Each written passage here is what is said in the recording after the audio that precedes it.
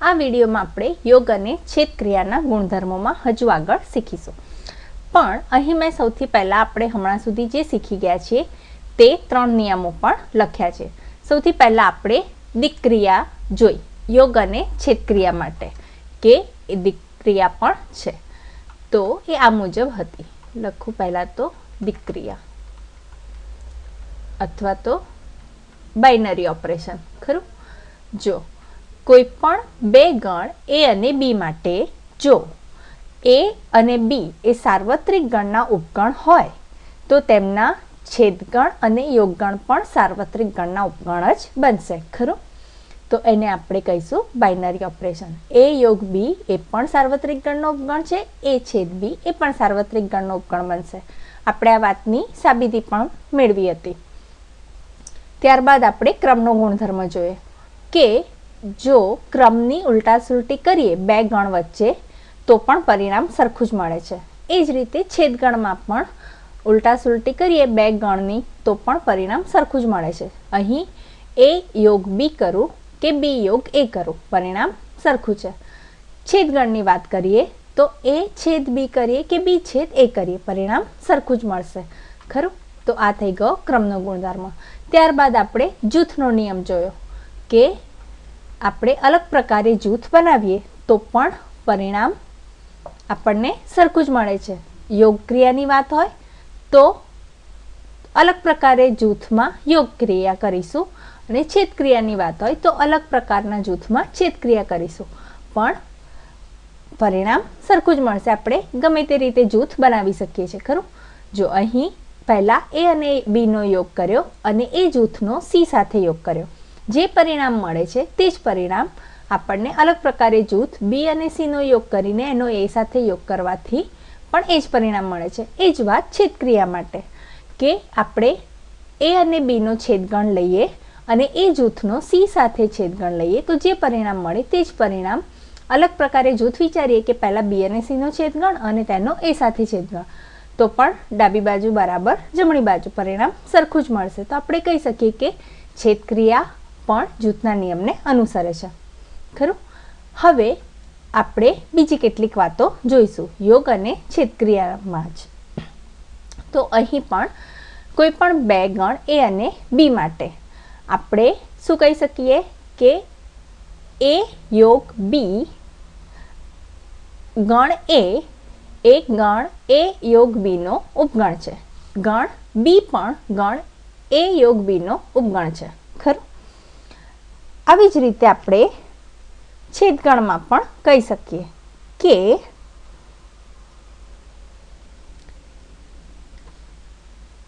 એ છેદ બી।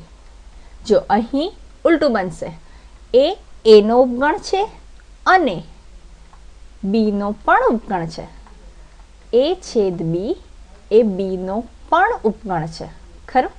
જો તમે ધ્યાનથી વિચારો તો ચાલો આપણે આ વાતની સાબિતી મેળવીએ કે યોગગણમાં કેવી રીતે ઉપગણ મળે છે અને છેદગણમાં કેવી રીતે ઉપગણ મળે છે।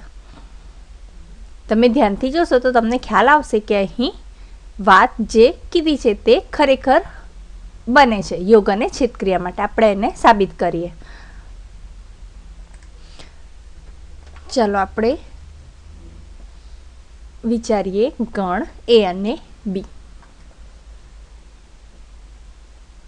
આ રીતે ગણ એ ધારો કે ગણ એ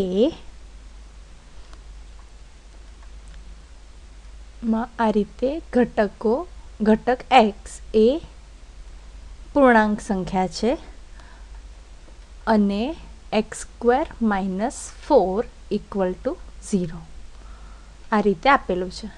ગણ બી વિચારીએ કે ઘટક એક્સ એ પ્રાકૃતિક સંખ્યા છે અને 5 કે તેનાથી નાની છે।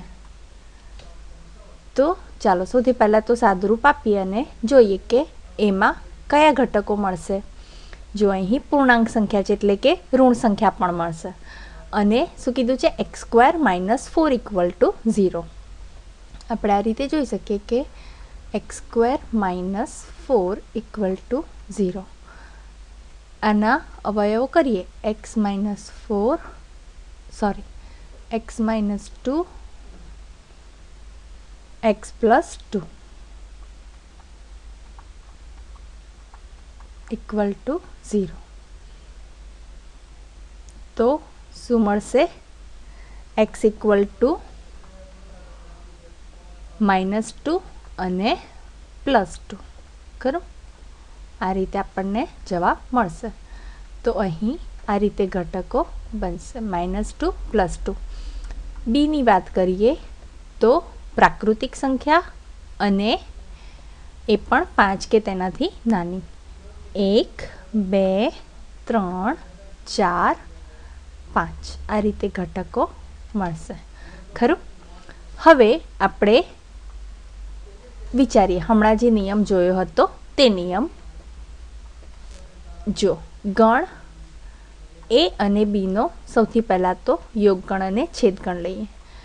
યોગગણ લઈએ તો શું બનશે? એમાં હોય અથવા બીમાં હોય અથવા બંનેમાં હોય તેવા તમામ સભ્યોનો ગણ. તો એ મુજબ અહીં -2 અને 2નો યોગ કરીશું 1 2 3 4 અને 5 સાથે. તો પરિણામ આપણને કંઈક આવું મળશે. ક્રમશર લખીએ -2 1 2 3 4 અને 5. આ થઈ ગયું એ યોગ બી. હવે જુઓ, એના તમામ સભ્યો એ યોગ બીમાં છે, બીના પણ તમામ સભ્યો એ યોગ બીમાં છે. ખરું? તો આપણે કહી શકીએ કે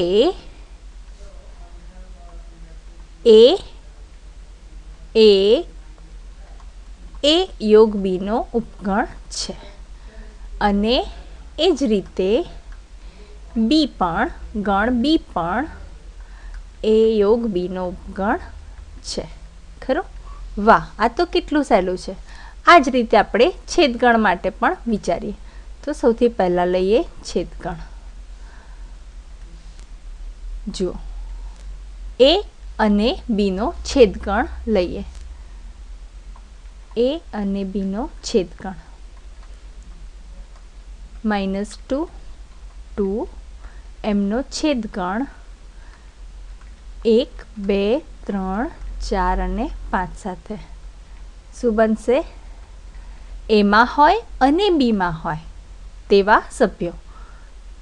તો જો -2 નહીં આવે, 1 નહીં આવે, માત્ર 2 આવશે. ખરું? તો એ છેદ બીમાં આપણને માત્ર 2 એ રીતે એક જ સભ્ય મળે છે. તો જો આપણે એવું કહી શકીએ કે એ છેદ બી એ એનો પણ ઉપગણ છે અને બીનો પણ ઉપગણ છે. ખરું? એ છેદ બીના સભ્યો વધારે પણ હોઈ શકે. આપણને એમાં પણ મળે છે અને એ છેદ બીના સભ્ય આપણને બીમાં પણ મળે છે. તો આપણે અહીં કહી શકીએ કે એ છેદ બી એ એનો ઉપગણ છે અને એ છેદ બી એ બીનો પણ ઉપગણ છે. આ જ વાત આપણે વેન આકૃતિની મદદથી પણ જોઈએ.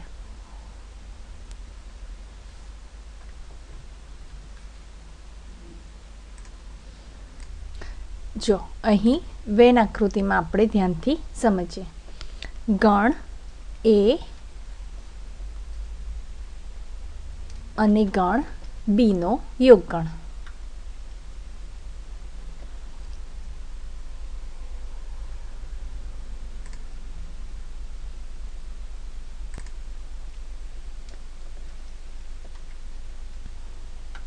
અહીં લખીએ એ.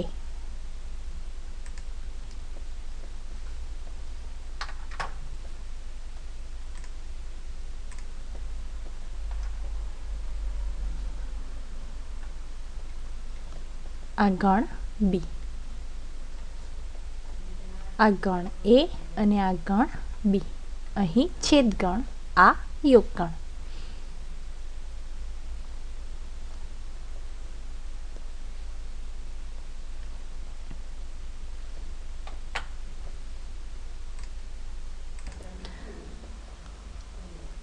ગણ એને આપણે આ રીતે પ્રદેશ R1 અને R2ના સભ્યોથી દર્શાવીએ. R1 અને R2નો બનેલો છે. ગણ બી એ R2 અને R3નો બનેલો છે. એવું વિચારીએ તો જ્યારે આપણે આનો યોગ લઈશું તો શું બનશે? R1, R2 અને R3. ખરું? તો એ મુજબ આપણે કહી શકીએ કે R1 અને R2 એ યોગ બીમાં છે. એટલે કે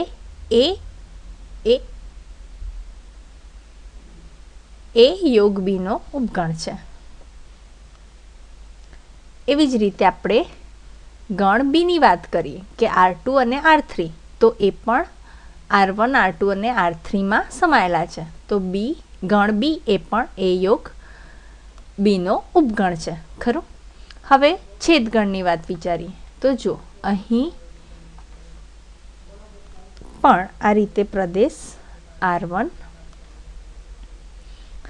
છેદગણમાં R2 અને R3 આ રીતે દર્શાવીએ તો જો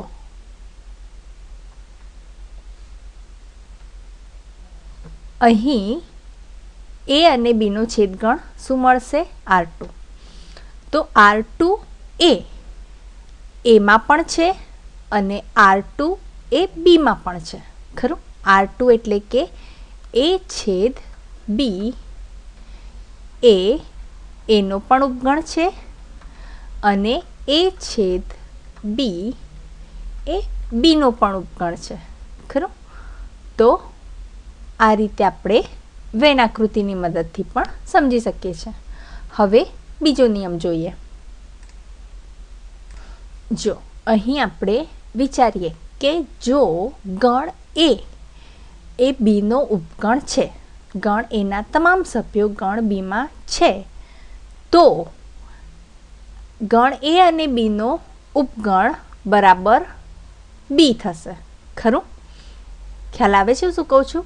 આપણે સાબિત પણ કરીએ કેટલાક ઘટકો લઈને. પણ જો તમે ધ્યાનથી વિચારો તો તમને ખ્યાલ આવશે કે હા બરાબર છે. અને એ જ રીતે આપણે છેદગણ માટે પણ વિચારી શકીએ કે જો એ બીનો ઉપગણ હોય,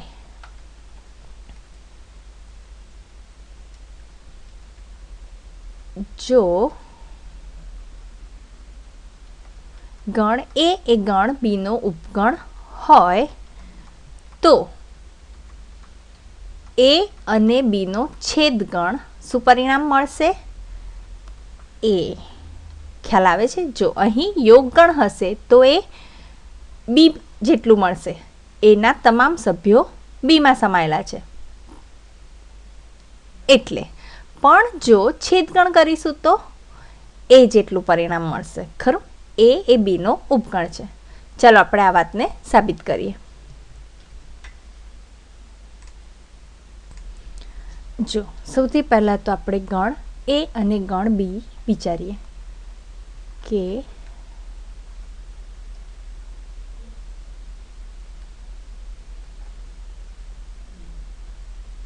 આ રીતે ગણ એના સભ્યો, પેન્સિલ ઠીક કરો. જો આ રીતે ગણ એ અને બી વિચારીએ છીએ કે ધારો કે ગણ એ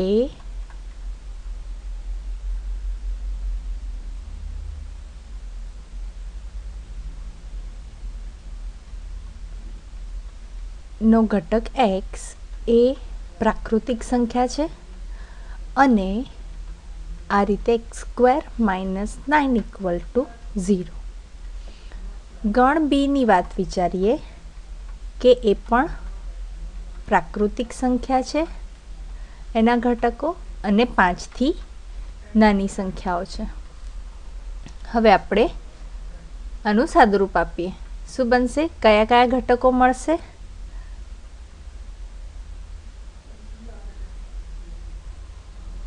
માત્ર અહીં 3. જો આપણે અહીં પૂર્ણાંક સંખ્યા લઈએ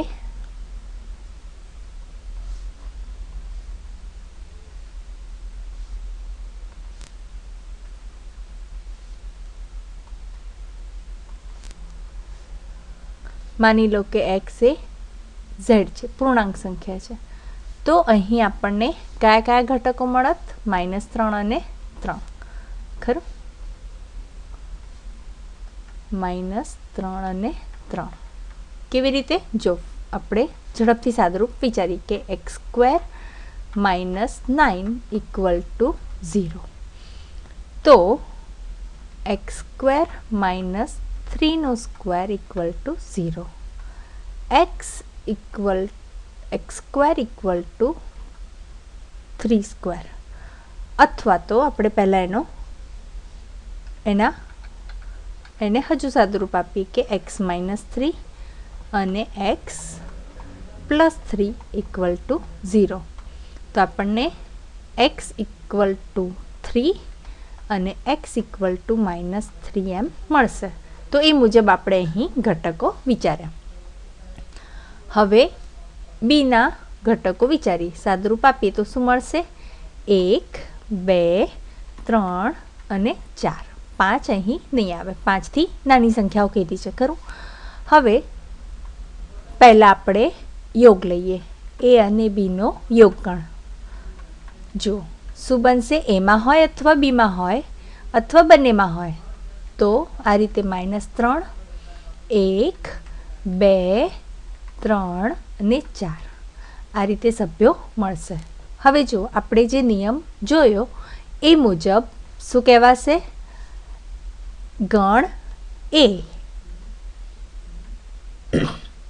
ના તમામ સભ્યો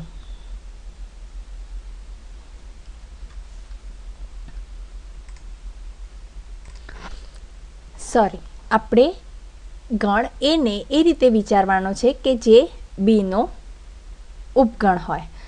તો -3 બીમાં નથી.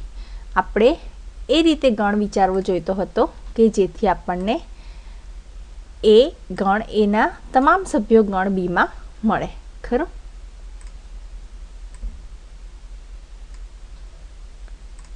અહીં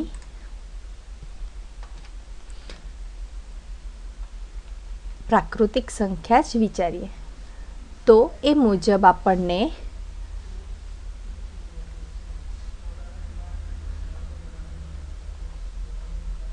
ગણ એમાં માત્ર 3 એ રીતે ઘટકો મળશે. અને આપણે કહી શકીએ કે ગણ એ ગણ બીનો ઉપગણ છે. ખરું? આપણે એ જ સાબિત કરવાનું છે કે જો ગણ એ ગણ બીનો ઉપગણ હોય તો હંમેશા A યોગ B જ્યારે આપણે વિચારીએ ત્યારે એ કેટલું બનશે? B જેટલું. અહીં હવે આ -3 પણ નહીં આવે કારણ કે એના ઘટકો માત્ર 3 છે. ખરું? જો અહીં આપણને આ રીતે 1, 2, 3, 4 એ મળ્યા અને કેટલા થયા? B જેટલા જ. ખરું? છેદગણની વાત વિચારીએ તો A/B શું બનશે? માત્ર 3 મળશે. અને એ કેના જેટલું હશે? એ હશે A જેટલું. ખ્યાલ આવ્યો? આવું ક્યારે બનશે? જ્યારે A એ Bનો ઉપગણ હોય ત્યારે. આપણે વેન આકૃતિની મદદથી પણ સમજી શકીએ છીએ. જો આ રીતે વેન આકૃતિ બનાવીએ.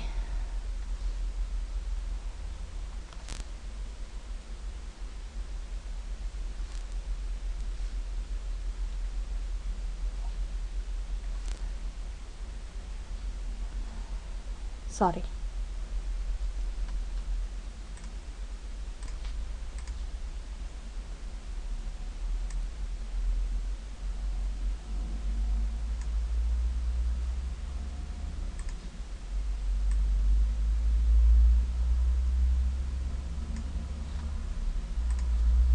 જો અહીં ગણ એ એક ગણ બીનો ઉપગણ છે તે રીતે વિચાર્યું છે ખરું.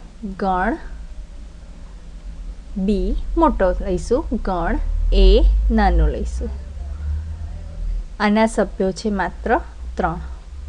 આના સભ્યો છે 1, 2, 3 અને 4 ખરું. આને કહીશું સાર્વત્રિક ગણ.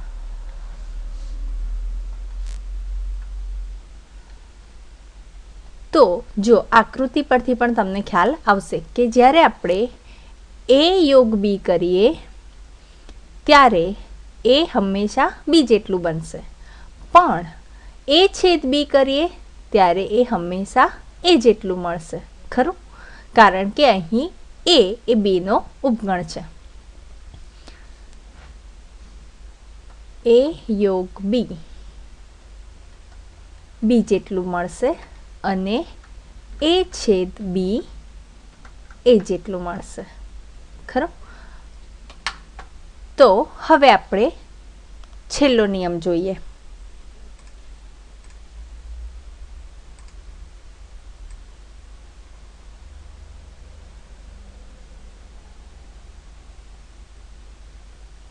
જો અહીં આપણે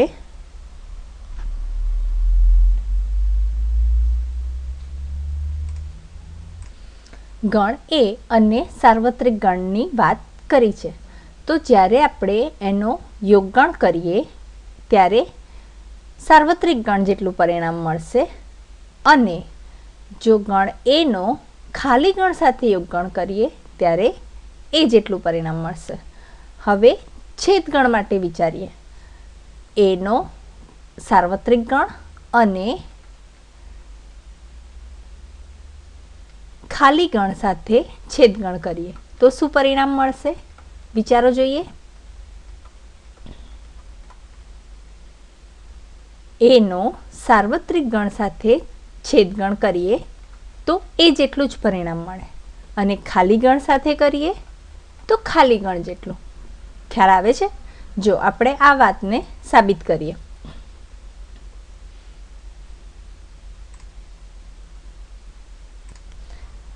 જો અહીં વિચારો કે સાર્વત્રિક ગણમાં આ રીતે 1 થી 10 એમ સભ્યો છે.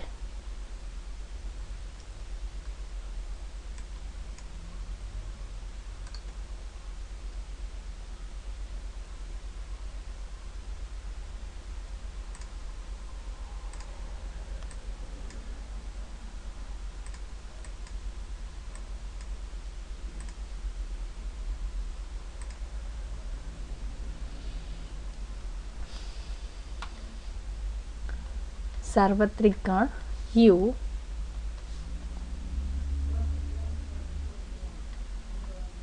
ના સભ્યો આ રીતે 1, 2, 3, 4, 5, 6, 7, 8, 9, 10 આ રીતે વિચારીએ. ગણ એમાં આ રીતે 10 થી નાની અવિભાજ્ય સંખ્યાઓ લઈએ.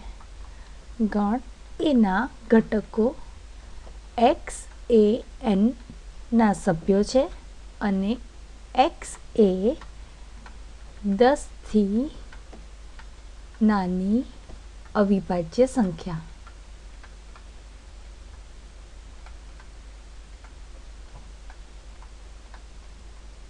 એવું વિચારીએ તો જો અહીં શું ઘટકો મળશે સાદુરૂપ આપીએ તો આપણને આ મુજબ ઘટકો મળશે કે 2, 3, 5 અને 7 ખરું. હવે જુઓ એ અને સાર્વત્રિક ગણ યુનો યોગગણ લઈએ. તો શું બનશે? એમાં હોય અથવા યુમાં હોય અથવા બંનેમાં હોય તેવા તમામ સભ્યો. તો 1 2 3 4 5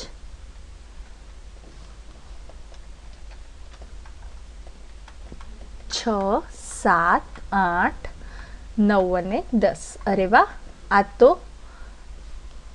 યુ બને છે ખરું.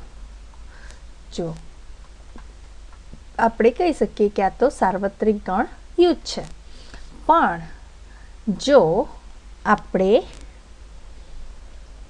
ખાલી ગણ સાથે એનો યોગ કરીએ, એટલે કે એના સભ્યો 2 3 5 અને 7ને ખાલી ગણ સાથે યોગ કરીએ, કોઈ સભ્યો નથી ખરું, તો જવાબ શું મળશે? એ. આપણે કહી શકીએ કે આના આ જ સભ્યો એમાં પણ છે ખરું. હવે છેદગણ માટે વિચારીએ. એ છેદ યુ અને એ છેદ ખાલી ગણ. જો એનો યુ સાથે છેદગણ કરીશું તો શું મળશે? એ જેટલા સભ્યો મળશે ખરું. લોજિકલી પણ તમને ખ્યાલ આવી જશે. એમાં હોય અને યુમાં હોય તેવા તમામ સભ્યો. તો જો અહીં એમાં હોય અને યુમાં હોય 2 3 5 અને 7, એ યુમાં પણ છે. અરે વાહ, આ તો ફરીથી એ જેટલો જ જવાબ મળ્યો. પણ જ્યારે આપણે ખાલી ગણ સાથે એનો છેદ કરીએ ત્યારે શું મળશે? ત્યારે જવાબ ખાલી ગણ મળશે ખરું. કેવી રીતે? જો એમાં હોય અને ખાલી ગણમાં હોય, તો ખાલી ગણમાં તો કોઈ સભ્યો નથી, એટલે કે આપણને જે જવાબ મળશે તેમાં પણ કોઈ સભ્યો નહીં મળે. તો આ રીતે આપણને પરિણામ મળશે ખરું. તો આપણે કહી શકીએ કે જ્યારે એનો સાર્વત્રિક ગણ સાથે યોગગણ કરીએ ત્યારે પરિણામ સાર્વત્રિક ગણ જેટલો જવાબ મળશે. અને જ્યારે આપણે એનો ખાલી ગણ સાથે યોગગણ કરીએ ત્યારે જવાબ એ જેટલો મળશે ખરું. અને છેદક્રિયાની વાત વિચારીએ તો એનો સાર્વત્રિક ગણ સાથે છેદગણ કરીએ જવાબ એ જેટલો મળશે, જે નાનું છે તે.